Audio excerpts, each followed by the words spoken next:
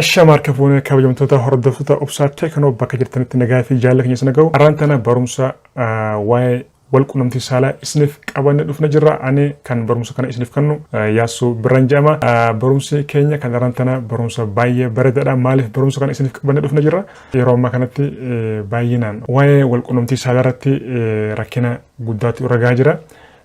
Kanaaf kiniina gartee fayyadamurra waan mana keessan keessatti teessanii karaa salphaadhaan fayyadamtan isiniif qabadhe dhufeetiin jira. Maaliif kiniinni yeroo takkaaf yoo isin fayyade yeroo lammadaa sadaffaa keessatti rakkina guddaarra adeemsa keessa qaama keessanirra rakkina fidaa jechuudha. Kanaaf barumsa kana itti yaadnee naachuraal waan uumamaa irraa akka fayyadamtaniif barumsa kana isiniif qabadhe dhufeetiin jira. Hanga dhumatti wajjin tura. Assalaamu alaykum wa rahmatullahi wa barakaatuhu. Kabajamtoota hordoftoota YouTube channel Obsaa Teeknoo akkam jirtu nagaa keessanii.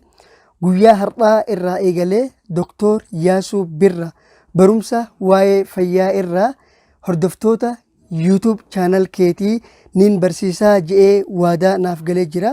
Egaa guyyaa har'aa irraa eegalee Dr. Yaasuu Birraa barumsa waa'ee fayyaa irraa waan beekurraa isin barsiisa jechuudha. Isinis gaa viidiyoo inni karaa YouTube channel kiyyaatiin isiniif maxxansurraa barumsa hedduu akka argatan abdiin qaba. Kanaafuu gaa amma gara Dr. Yaasuuttiin isin dabarsa. Barumsi qaanyiin qabu qaanyiidha osoo hin jennetti sodaa malatti irraa baradhaa. Akkuma gartan kanatti kuni zanjamiila.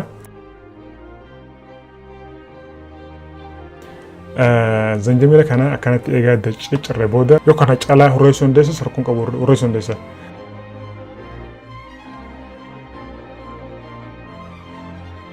Kana booda kuni gaara lakkii yookaan immoo qullubbii jedhama.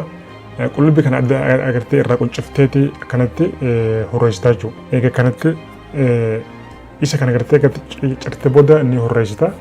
Dhiifama yoo agartee jara isin kudhalle garuu suuraa waan mul'atu harkaan qabu.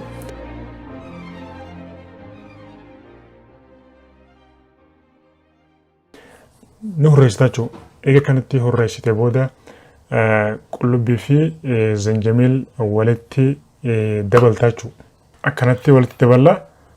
Kana booda kuni loomiidha yookaan immoo xuuxoodha. Xuuxoo sana agartee bakka lamatti akka daddamurreeti san booda fuunee itti cuunfina jechuudha. Gubbaarraa akkanatti itti cuunfina.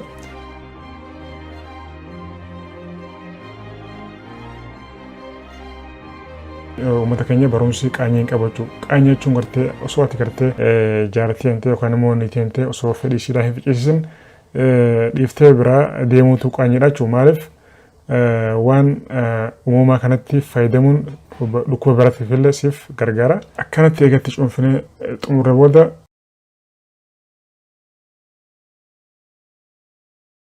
kana booda deemma itti daana jechuudha. Inni kun deemma kana maankaa 2-3 rakkoon qabu itti dabaltaa jechuudha.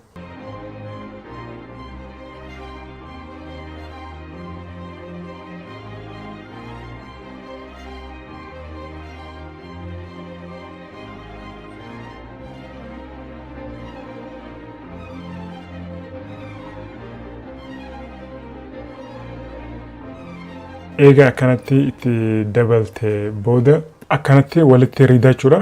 Egaa kanatti walitti riidee booda walitti dabalte booda isa kana gartee kophatti nyaachuudhaaf ni ulfaata. Maaliif qochuma garaatti si ciraachuu gartee gamtu kun yoo faayidaa ta'e gamtu kun rakkina fiduu mala jechuudha.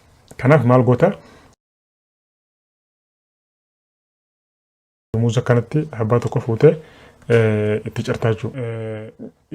Karaa salphaan gartee baay'ee waan gartee salphaachuu nama gartee darroomte jechuudha. Kana fakkaataa sagantaa yoo maashina qabaatte maashinaan hundi isaa walitti naqxi daayite rakkoon qabu.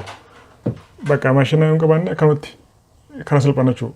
Kanatti walitti gootee san booda walitti egaa xumurte booda kana booda maankaa 2-3 illee ta'uu rakkoon qabu ni nyaata. Egaa isa kana kanatti nyaate booda bishaan irratti dhugdu jechuudha. Tokkosh turte bishaan dhugdu malee bishaan irratti dhugdu. Akka gartee hanga daqiiqaa 10 yookaan immoo 5 illee ta'uu bishaan irratti dhugdu jechuudha. Daftee direct bishaan dhugdu. Hangas ni eeyda. Eega akkasitti kana nyaattee xumurte booda daqiiqaa 30 booda yookaan immoo sa'aa takka booda warra keetii wajjin walitti yoo dabalamte baay'ee natiyyaa gaarii agartaa jechuudha. Barumsa kana kan hin barsiise namoota gartee jaartii qaban yookaan immoo niitii qaban kan immoo rakkina keessa jiraniif barumsa kana gadhiisee jechuudha. Kanaaf namoonni gartee akka dhuunfaatti osoo gartee jaartii osoo gartee hin qabne yookaan niitii hin qabne itti fayyadamee haram hin deeme isaatti gaafatama an keessa hin jiru jechuudha.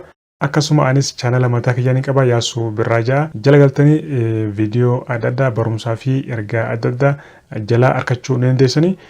Barumsa arraan tanaa kana barumsa keenya kan arraa kana fakkaata ulfaadhaa horaa bulaa isin jenna. Warroonni gartee maatii obsaa teeknoo hin ta'in maatii taha subscribe godhadha maatii taha isin jenna.